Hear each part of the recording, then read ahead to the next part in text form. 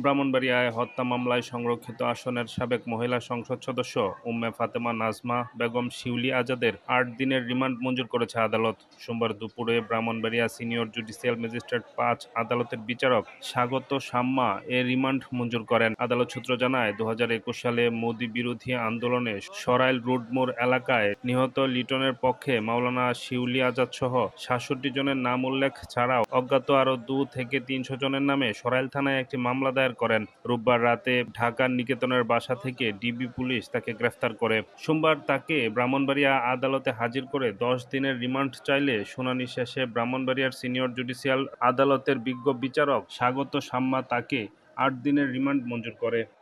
এরা অন্যান্য ৪ নম্বর আসামি তাকে মামলার তদন্তকারী অফিসার গ্রেপ্তারপূর্বক বিজ্ঞ আদালতে সুপর্দ করেছেন এবং মামলার এই হত্যা মামলা এই হত্যা মামলার পলাতক আসামিদের গ্রেপ্তার এবং অজ্ঞাতনামা যে আসামি আছে তাদের শনাক্তকরণের জন্য বিজ্ঞ আদালতে ১০ দিনের রিমান্ডের আবেদন করলে বিজ্ঞ আদালত ৮ দিনের রিমান্ড মঞ্জুর করেছে।